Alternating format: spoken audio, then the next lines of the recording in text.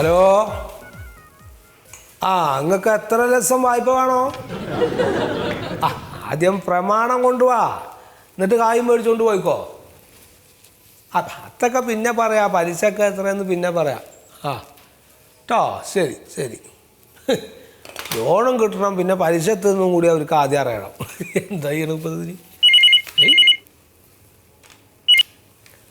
Hello, അതെ. അത് അപകട ഇൻഷുറൻസ്. അത് ഇന്നിപ്പോൾ രാവിലെ നിങ്ങൾ 100 റുപ്യ അടച്ച് ഉച്ചക്ക് നിങ്ങൾക്കൊരു അപകടം വന്നു കഴിഞ്ഞാൽ നിങ്ങൾക്ക് 2 ലക്ഷം റുപ്യ ലോൺ കിട്ടും, അല്ല ഇൻഷുറൻസ് കിട്ടും.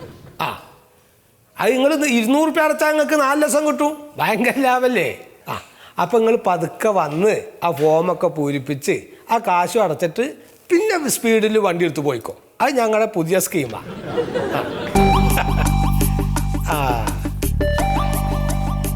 ഓരോ ആൾക്കാർ. സാറേ നമസ്കാരം. നമസ്കാരം.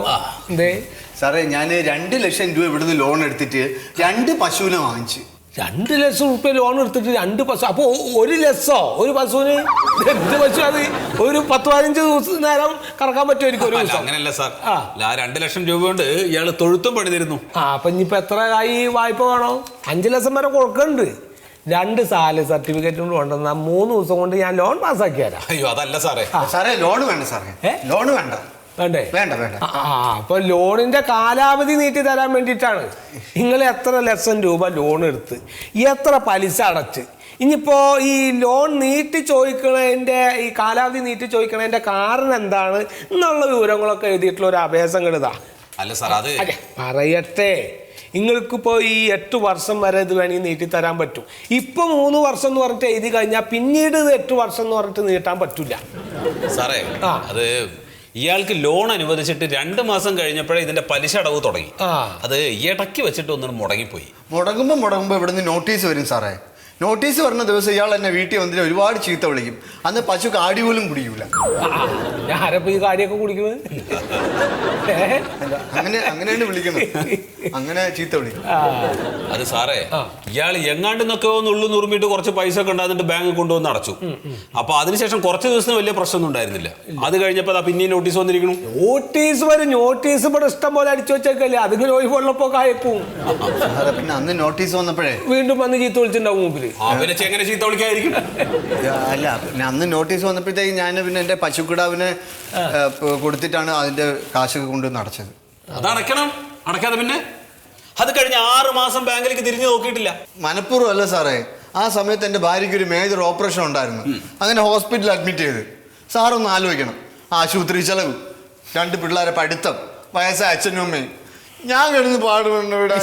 താതി എന്റെ കാര്യങ്ങൾ എന്നെ ഓർമ്മപ്പെടുത്തല്ലേ? ഇതൊന്നും ഓർക്കാണ്ടിരിക്കാനാണ് ഞാൻ ഈ ബാങ്കിലേക്ക് വരുന്നത്. സത്യം പറഞ്ഞ താ ഒരു മണ്ടന ആണ് സാറേ. ഇവിടുന്ന് ലോൺ എടുത്തപ്പോഴാണ് എനിക്കത് മനസ്സിലായത്. ജഡോ, താ ഈ 2 ലക്ഷം റുപ്യ ലോൺ എടുത്ത നേരം കൊണ്ട് ഒരു 10-15 ലക്ഷം ലോൺ എടുത്തിട്ട് ഒരു 10-15 ഉദ്യോഗസ്ഥരെ കൊണ്ട് അതിനൊക്കെ ഒരു ജാമ്യം നിർത്തിയിട്ട് ഒരു 10-15 പശുക്കളൊക്കെ വാങ്ങി ഒരു 15 ഫാമൊക്കെ തുടങ്ങിയിരുന്നെങ്കിൽ ഈ ഒരു ഗതികേട് വരുമോ? എന്നിട്ട് വേണം സാറ് 10-15 പേരുമായിട്ട് അവിടെ വന്നിട്ട് ആ ഫാമൊക്കെ ഇടിച്ച് കളഞ്ഞ് എന്നെ 10-15 പേരായിട്ട് എന്നെ പിടിച്ച് പുറത്താക്കാൻ വേണ്ടിയിട്ട്. 10-15 ദിവസത്തിൻ്റെ ഉള്ളിൽ സംഗതി തീർത്തിട്ടില്ലല്ലോ, നിന്നെ ശരിയാക്കും സാറേ. അവസാനം 2012 ഈ ബാങ്കിൽ ഒരു അദാലത്ത് നടന്നു. അതില് 2,20,000 രൂപ അടച്ചിട്ട് അത് തീർത്തതാണ്. അടച്ചത് എങ്ങനെയാന്ന് ഇവിടെ പറയും സാറേ. വേണ്ട, ഞാൻ തന്നെ പറയാം സാറേ. എന്റെ ഒരു പശുവിനും അവിടെ തന്നെ നിന്ന് പറഞ്ഞു സാറേ, എന്റെ ഒരു പശുവിനെയും കുട്ടിയും വിറ്റ് എന്റെ മോടെ കാതി കിടന്ന കമ്മലും വിറ്റ് വേറൊരു സ്ഥലത്ത് നിന്ന് 3 രൂപയ്ക്ക് പലിശയ്ക്ക് എടുത്താണ് ഞാൻ അടച്ചത്. ഉള്ള ഒരു പശുവിനെ കൊണ്ട് വീട് പറ്റിക്കൊണ്ടിരുന്ന എനിക്ക് ഇതായിപ്പോ വന്ന് കിടക്കുന്ന 1,20,25,000 രൂപ അടയ്ക്കാൻ വേണ്ടിയിട്ട് ഞാൻ ഇവിടെ നിന്നിട്ട് അടയ്ക്കും.